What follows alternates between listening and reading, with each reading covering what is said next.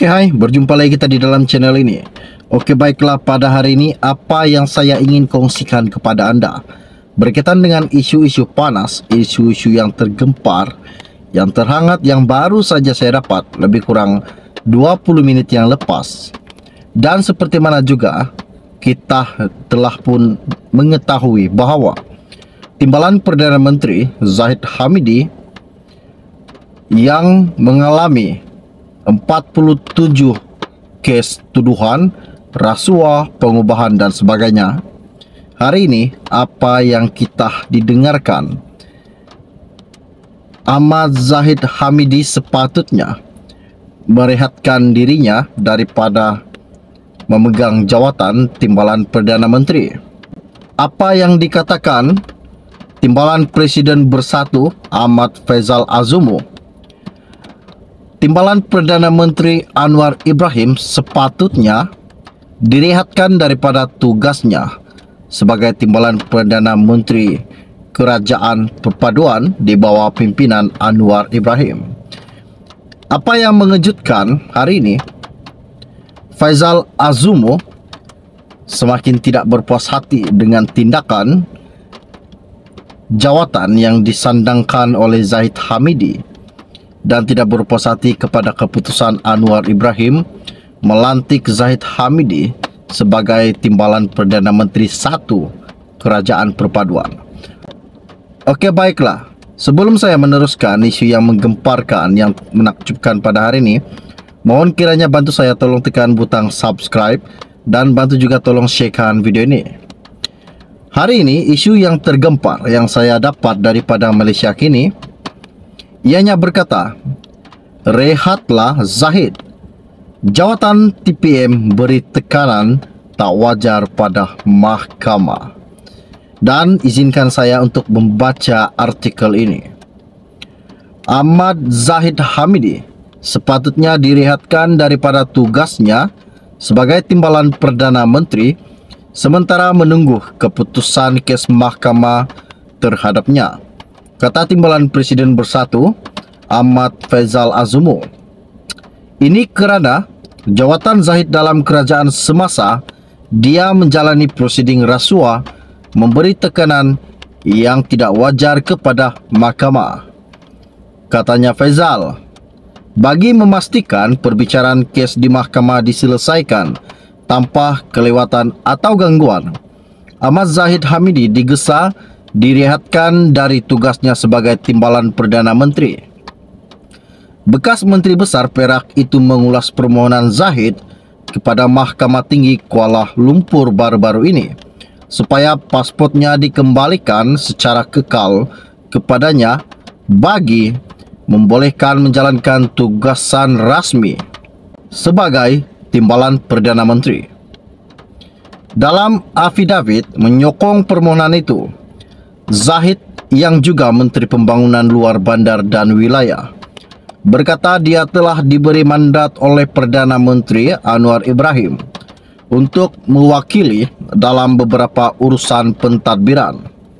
Oleh demikian, katanya tanpa memegang pasport sendiri akan menjadi halangan tugasannya sebagai Timbalan Perdana Menteri.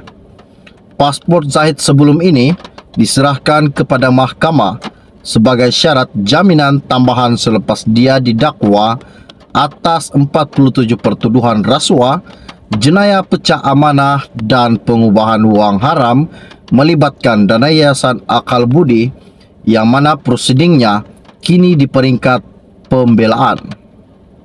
Mengulas selanjut, Faisal berkata, permohonan Zahid yang memetik kepentingan negara, memberi tekanan yang tidak wajar kepada mahkamah serta hakim yang mendengar kes dan ini boleh menjejaskan prosiding kes Zahid Hamidi.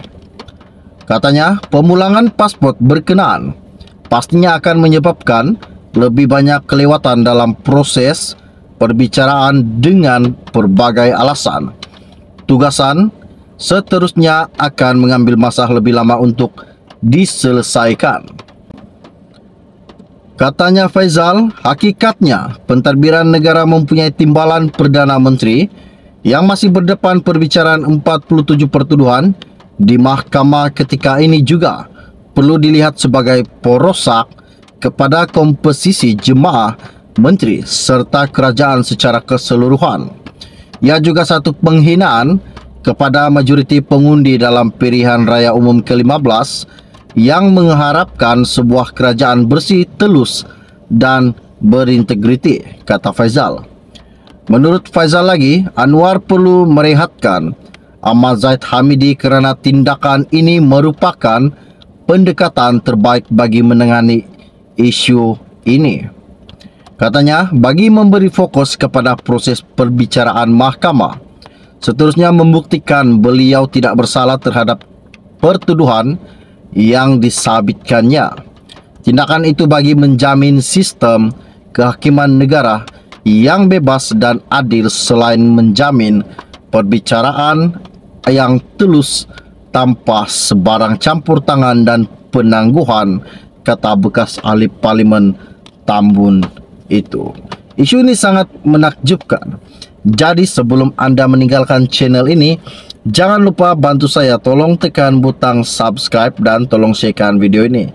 Jadi setakat itu share info ringkas dari saya untuk anda pada hari ini.